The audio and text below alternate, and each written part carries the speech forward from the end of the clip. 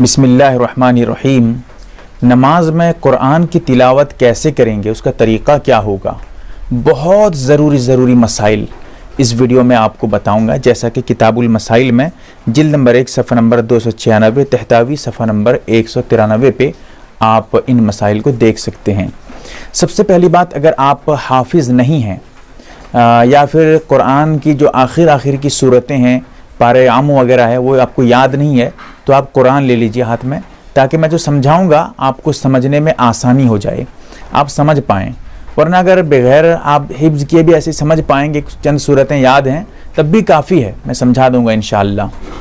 سب سے پہلی بات یہ ہے کہ فرض نمازیں، ان کی جو پہلی 2 رکعتیں ہوتی ہیں، پہلی رکعت اور دوسری رکعت، فرض نمازوں کے بارے میں کہہ رہا ہوں، ہر پہلی اور دوسری رکعت میں سورہ فاتحہ بھی پڑھنا ضروری ہے، اور کوئی بھی سورہ ملانا، کچھ آیتوں کا پڑھنا، یہ بھی ضروری ہے۔ اور اس کے بعد اگر 3 رکعت والی فرض نماز ہے تو تیسری رکعت میں، 4 رکعت والی نماز ہے تو تیسری اور چوتھی رکعت میں صرف اور صرف سورہ فاتحہ پڑھنا ہے، کوئی سورہ وغیرہ نہیں ملانا ہے۔ اگر فرض نماز کے علاوہ کوئی بھی نماز ہے، وتر نماز ہو، نفل نماز ہو، سنت ہو، سنت مؤکدہ ہو، سنت غیر مؤکدہ ہو، یا کوئی بھی نماز فرض کے علاوہ کسی بھی طرح کی نماز ہو، نفل نماز جو بھی ہو، ہر رکعت میں، چاہے پہلی رکعت ہو، دوسری رکعت ہو، تیسری ہو یا چوتھی ہو، ہر رکعت میں سورہ فاتحہ کے ساتھ ساتھ سورت کا ملانا، کوئی سورہ پڑھنا یا چند آیتوں کا پڑھنا، 3-4 آیتوں کا پڑھنا، کم سے کم 3 آیتوں کا پڑھنا، یہ سب ضروری ہے۔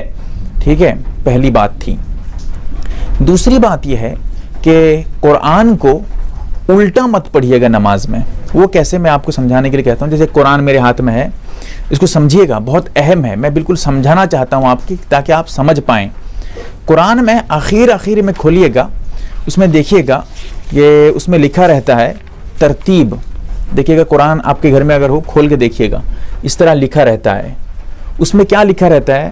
سب سے پہلی سورت جو ہے سورہ فاتحہ ہے، پھر سورہ بقرہ ہے، اسی طرح آخر میں بھی لکھا رہتا ہے کہ 114 سورتیں ہیں قرآن میں، آخری سورت جو ہے سورہ ناس ہے، اس سے پہلے جو ہے سورہ فلق ہے۔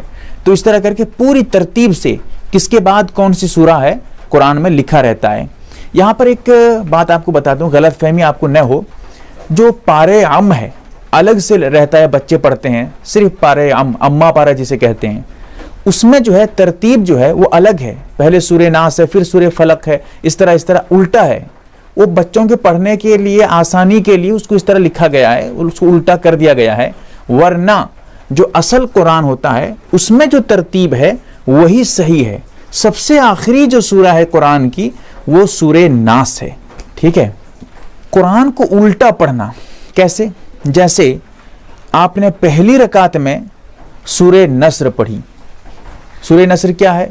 اذا جاء نصر اللہ، یہ جو سورہ ہے، سورہ نصر آپ نے پہلی رکعت میں پڑھی۔ اب آپ جو ہے دوسری رکعت میں کیا کرتے ہیں؟ آپ اس کو پلٹ دیتے ہیں، اس سے پہلے والی سورہ، میں کیسے بتاتا ہوں ذرا سمجھیے، میں نکال کر آپ کو دکھا کے بتانا چاہتا ہوں۔ جیسے اذا جاء ہے، ٹھیک ہے، دیکھیے یہاں پر ہے اذا جاء سورہ ہے، آپ نے پہلی رکعت میں اس سورت کو پڑھی ہے۔ اب دوسری رکعت میں یا اس کے بعد والی تیسری، چوتھی، کوئی بھی رکعت ہو، اس کے بعد والی رکعتوں میں آپ اس سورہ سے پہلے والی سورہ جو ہے، چاہے وہ مطلب فوراً پہلے ہو، جیسے آپ قل یا ایھا الکافرون ہے، آپ اس کو پڑھتے ہیں، یا اس سے پہلے کوئی بھی سورہ ہے پورے قرآن میں، آپ اس کے بعد سورہ بقرہ شروع کر دیتے ہیں، یا اس کے بعد آپ مثال کے طور پہ سورہ والعصر پڑھنا شروع کر دیتے ہیں۔ ٹھیک ہے، اس طرح کر کے مطلب الٹا کر دیتے ہیں۔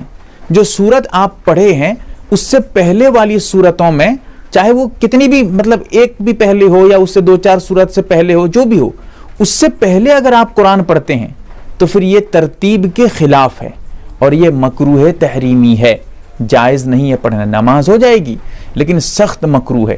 اگر ہاں غلطی سے ہو گئی، آپ کو معلوم نہیں تھا، آپ جانتے نہیں تھے، یا غلطی سے کوئی سورہ پڑھنا چاہتے تھے، اس کو جو ہے آپ غلطی سے کچھ دوسری سورہ پڑھ دیتے ہیں، کوئی بات نہیں ہے، نماز مکروہ بھی نہیں ہوگی۔ جان بوجھ کر الٹا اگر پڑھیں گے قرآن کو تو پھر مکروہ ہے۔ اور تیسری بات، एक सूरत छोड़कर न पढ़ें, इसमें भी तफसील है, वो भी तफसील आपको बता देता हूं, समझिएगा। एक सूरत छोड़ के पढ़ना कैसे? मिसाल के तौर पे आपने जो है पहली रकात में इदा जा, इस सूरत को आपने पढ़ी, सूरह नस्र को, ठीक है, पहली रकात में आपने इसको पढ़ी। अब उसके बाद वाली जो आयत थी, जो सूरत थी, जो सूरह उसके बाद में है, तब्बत यदा अबी लहबिन व तब, आपने इस सूरत को नहीं पढ़ी, उसके बाद वाली सूरत को छोड़ दी, एक सूरा आपने बीच में छोड़ा। उसके बाद कुल हुवल्लाहु अहद, देखिए उसके बाद यहां पर है कुल हुवल्लाहु अहद, आपने इस सूरत को पढ़ी है, बीच में एक सूरा आपने, सिर्फ एक सूरा जो है आपने छोड़ दिया है। यह मकरूह तंजीही है, नापसंदीदा है, इस तरह नमाज में नहीं पढ़ना चाहिए। हाँ, अगर कोई पढ़ लेता है नमाज तो हो जाएगी, अगर गलती से पढ़ा है तो फिर कोई मकरूह भी नहीं है। जानबूझकर अगर एक सूरा छोड़ के पढ़ता है तो फिर मकरूह है। अगर एक से ज्यादा सूरा छोड़ देता है, 2 सूरा छोड़ दिया, 3 सूरा छोड़ दिया, या कई सारी सूरतें उस जो है छोड़ देता है, जैसे मिसाल के तौर पे इदा जा है, जैसा कि मैंने बताया है यहां पर, इदा जा उस सूरत को पढ़ा, अब तब्बत यदा भी छोड़ दिया उसके बाद वाली सूरा, फिर उसके बाद वाली सूरा कुल हुवल्लाहु अहद भी छोड़ दिया, 2 सूरा बीच में छोड़ दिया। अब उसके बाद फिर से पढ़ रहा है कुल अऊदु बिरब्बिल फलक, बीच में 2 सूरा छोड़ के पढ़ता है, कोई बात नहीं, बिला कराहत जायज है।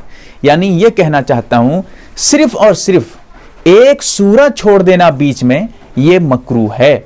अगर एक से ज्यादा सूरत आप बीच में छोड़ देते हैं तो कोई हर्ज नहीं है। हाँ, बेहतर की जहां तक बात है, बेहतर है कि मुसलसल पढ़ें, यह बेहतर है ताकि मजमून जो है वो सही तरीके से चल सके। और इसी मसले में एक और मसला, अगर आप मिसाल के तौर पे इसको समझिए, जैसे सूरह वल अस्र है, ठीक है, वल अस्र, इस सूरत को, सूरह अस्र को पहली रकात में आप पढ़ते हैं, उसके बाद वाली जो सूरा है वैलुल लिकुल्ली हुमज़तिल लुमज़ा, इस सूरत को जो है, क्योंकि मैं जल्दी जल्दी बताता हूं इसलिए मैं बिल्कुल वाज़ेह तौर पे क़िराअत नहीं करता हूं, इसलिए सही से समझिएगा इसको। तो इस सूरत को आप नहीं पढ़ते हैं, एक सूरा यहां छोड़ देते हैं, फिर उसके बाद जो है आप अलम तरा पढ़ते हैं। यहीं पर आपको समझना है, बहुत बारीकी के साथ आपको बताता हूं।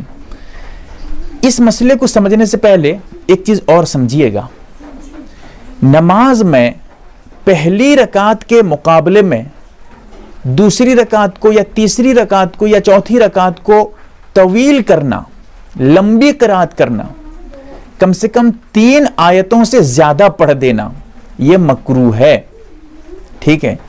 यानी अगर आप, जैसे आपने वल अस्र पढ़ी है पहली रकात में, इसमें कितनी आयतें हैं? 3 आयतें, और आयतों में जो हिसाब है वो असल में यहाँ आयतों के एतबार से मैं आपको आसानी के लिए बताता हूँ, वरना फिर हुरूफ के भी हिसाब किए जाते हैं, ये एक अलग मसला है, आप इतना नहीं समझ पाएंगे इसलिए छोड़ता हूँ इसको। तो सूरह वल अस्र में 3 आयतें हैं, आपने पहली रकात में इस आयत को पढ़ी है, इस सूरत को पढ़ी है, 3 आयतें हैं। उसके बाद वाली जो सूरत है, अगर वो उससे 3 आयत बड़ी सूरा है, ठीक है, या बाद वाली हो या कहीं पर भी हो, अगर इससे लंबी सूरा है, और लंबी में कितनी लंबी होनी चाहिए? कम से कम 3 आयत। अगर 3 आयत से कम है, पहली रकात में आपने जितनी आयतें पढ़ी थी, मिसाल के तौर पे आपने 3 आयतें पढ़ी थी, दूसरी रकात में आप 5 आयत पढ़ लेते हैं, कोई बात नहीं, बिल्कुल जायज़ है।